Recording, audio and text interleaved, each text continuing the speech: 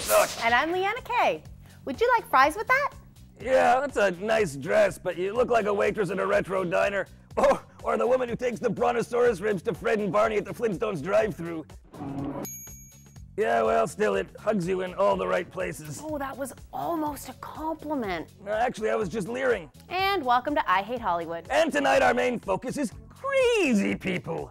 Crazy! That's right, I'm crazy, and I'm giving it away. We're crazy and I'm crazy, Bob! Owner's crazy! Come take advantage of these great prices. You hear this all the time in ads. What you don't hear is, owner's a paraplegic, or owner's in an iron lung, or owner just had open heart surgery. He's too weak to stop you from paying these outrageous prices. The message is clear. Picking on the sick isn't sporting, but it's okay to fuck with the mentally ill. Think about it. What words are used to describe people with cancer, HIV, victim, survivor, fighter, and the terms used to describe people with mental illness? Cuckoo, bananas, batty, bonkers, nut bar, nutcase, loopy, Fruit Loop, cuckoo for Cocoa Puffs, insane in the membrane, postal, screwy, whacked, wiggy, two something short of something, bug and crazier than a shithouse rat. And this thesaurus of terms for mental illness comes to us courtesy of movies and TV. Now, we have some difficulties of our own in the media when talking about mental health. In order to be properly sensitive, you have to use highly technical terms which are meaningless to most people. Meanwhile, the commonly understood terms are considered offensive to the affected groups. So for the rest of this program, we don't mean to be insensitive to anyone with the terms we use. We just need to use words people understand, even if they only think they understand them. It's television. Before we go on, we should clarify what we mean by mental difficulties. There are mental disabilities or developmental disorders such as autism. These are impairments in normal development of language, motor, or cognitive skills. Then there are mental illnesses like bipolar disorder, depression, or schizophrenia. But Hollywood typically just lumps them all together under the label of crazy, which gives us a depiction of the mentally ill that is, pardon the pun, schizophrenic. And thanks to movies and TV, we know the term schizophrenic. We just don't know what it really means. Thanks to Lee Harvey Oswald and Sirhan, the crazed loner became a meme. But they couldn't just call them crazy back then, because that would confuse people about the benign brand of showbiz crazy, like the ever-zany Rip Taylor. So they borrowed a term popularized by Hitchcock and called them psychos. And from the late 60s through to today, the psycho has been a staple of TV cop shows. Why? Because they didn't require long setups to explain their motivation. Why was the guy angry? He's a psycho. Why'd the guy shoot someone from the roof? He's a psycho. Why did he cross the street? He's a psycho. So the psycho became the go-to guy when Starsky and Hutch or Beretta needed a quick villain who wouldn't take screen time away from them, crashing cars into alleys full of carefully piled cardboard boxes. You couldn't find a more current example than Beretta? I love the classics. Yeah. As Ed's little walk down TV's memory lane tells us, producers weren't concerned that the symptoms or behaviors being shown were a hodgepodge of different conditions, none of which ever really appear together. Eventually, they claimed the psycho was schizophrenic, not because the behavior matched the condition, but because it sounded more scientific than just saying he was nuts. But psycho remained the catch-all. Lumping every kind of mental problem under one term is like taking the scrapings from various parts of a cow and just calling it meat.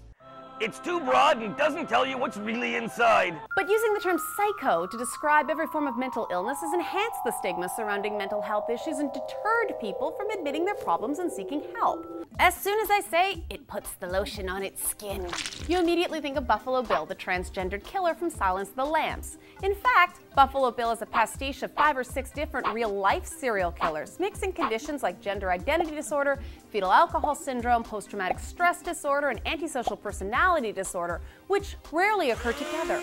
In short, he's a bouillabaisse of bonkers. Also, there's no consensus that transgendered people are mentally ill.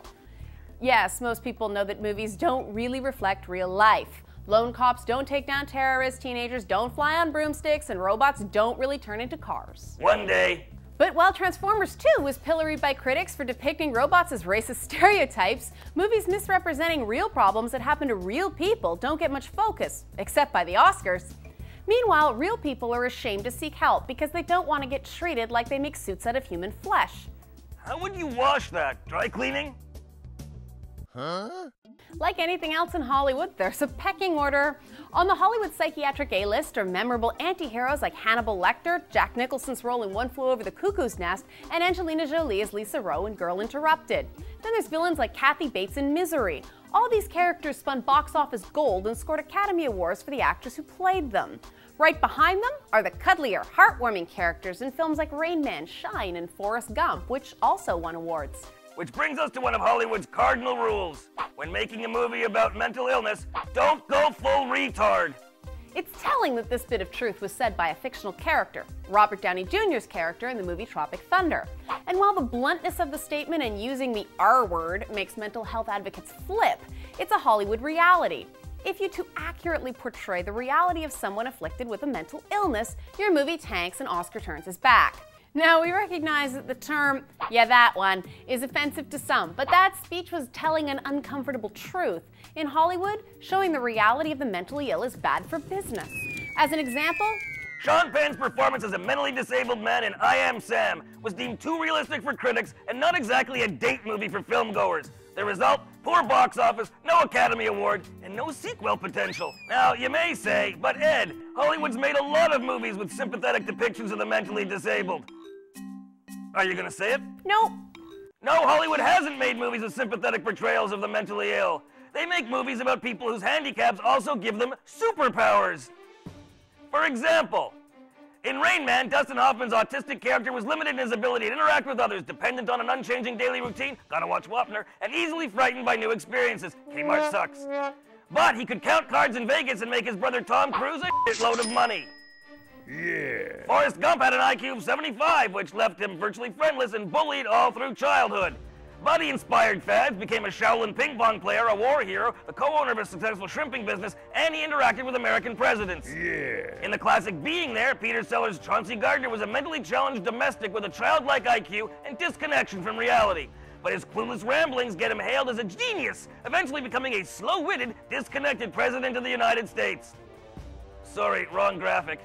Now here's what happens when Hollywood tries to show actual people with mental issues. The films A Beautiful Mind and Spider were released at roughly the same time, both with big-name casts and big-name directors, both about men with schizophrenia. Ron Howard's big studio release was based on real-life scientist John Forbes Nash Jr., but about the only thing real in the movie was his name. Unlike the movie, the real Nash didn't have hallucinations, and he reportedly spouted racist diatribes, but that would make him less cuddly, so they sanded off the edges to make him more likable. David Cronenberg's Spider went the other direction. This unflinching picture of mental illness got no studio funding, so Cronenberg and his cast had to defer their normal salaries. Box office says... The bottom line is, when it comes to accurate movies about mental illness, the bottom line sucks. In fairness, Hollywood wants to make movies people want to see, except for Nicolas Cage films. And people don't want to see movies about people struggling unless they triumph in the end or are somehow unique. But mental difficulties aren't unique. According to the US Surgeon General, 20% of the population has something going on upstairs. To put this in perspective, of the crew of 10 people working on this show, 2 are statistically likely to be dealing with a mental challenge. No comment. What I'm trying to say is most people with mental illness don't stand out in a crowd. Movies about regular people don't get out of the art house. Yeah, I wouldn't pay any money to see a movie about these losers. Ah, shut up, we're doing a show. To sum up the first part of the show, we've learned that in order to make money on movies about the mentally ill, Hollywood follows one cardinal rule. Don't go full retard. Hollywood's version of mental conditions is not an actual representation of mental conditions. In fact, they rarely identify specific conditions. They just lump them all together as a Voltron of conditions they call crazy. But the Hollywood crazy isn't one type. It has as many different flavors as Lucky Charms has marshmallows. Yellow loons, orange nuts, green psychos. Here are some examples of Hollywood's mixed nuts. The Zanies are the Smurfs of cinema's mentally challenged. They don't threaten anyone or themselves, and their strange behavior is amusing and endearing instead of disturbing. They're not so much crazy as kooky. Hollywood might say that these sympathetic sufferers make audiences more comfortable with people with mental difficulties. Which is an excellent example of self-serving bull. Which brings us to the next type of Hollywood brand crazy. The psycho. In movies, the psycho has many faces, much like a Hollywood agent. But it's instructive to know what a real-world psycho is. Psycho is short for psychopath, and they have specific characteristics listed in medical journals. Psychopaths have no empathy or conscience, and they prey on others using charm, deceit, or violence to get what they want. Sadly, that describes everyone I've ever worked with in show business. Present company accepted. Well, if psychos are all through show business, it explains Hollywood's ongoing love affair with homicidal maniacs. Crazy people make handy villains because you don't need to spend valuable screen time explaining their motivation. Why would a guy carve up women? He's crazy. Why would a guy torment a nice family? He's crazy. Why would a guy put on a hockey mask and kill people? He's crazy. Why waste time on backstory or motivation? Time is money. To audiences, it's a given that crazy people are randomly violent. But people with mental conditions are not more likely to commit violence against strangers. Yet on TV, where only 45% of all characters are violent, 72% of crazy characters are violent. But there's a silver lining to this cloud. Unlike in real life where men are more likely to be violent, on TV, troubled women are equally as violent as men, eliminating the gender gap. Yay! I'll burn my bra! Only you can prevent forest fires. But not only are women equally represented in the crazy department, they're their own category. Because according to Hollywood, crazy is sexy. Hollywood is convinced there is something alluring about crazy women. Because they've never dated one. Stay away from chicks who love horses. Even the term for disturbed women, rabbit boilers, came from a movie about a sexed up psycho. Hot. And look at these other examples. Rebecca De Mornay in The Hand That Rocks the Cradle. Hot. Sharon Stone in Basic Instinct. Hot. Jennifer Jason Leigh in Single White Female. Hot. Juliette Lewis in Natural Born Killers. Hot. Michelle Pfeiffer as Catwoman. Hot. Kathy Bates in Misery. What? I was just seeing if you were paying attention. Well, there's an exception to every rule. If there's a poster child for crazy is sexy, it has to be Angelina Jolie. Known as one of the most beautiful women in the world, any character she plays is immediately sexy. It doesn't matter what genre she's in, from biopics and dramas to big budget action flicks, her character is invariably sexy and crazy. Why are crazy women sexy? Because some men are attracted to damaged women and want to save them. No. It's because guys think crazy women will sleep with them and not expect you to call them. Let me tell you guys something about just having sex with a crazy woman. It never winds up being just sex. Never just sex. Never. Stay away from chicks who claim they're a little bit psychic. The truth is, crazy is sexy because Hollywood tells us it's sexy by casting sexy women as crazy women. It's simple math. But Hollywood also dresses up mental conditions as heroic. For example, Batman. The hell? Batman's not crazy.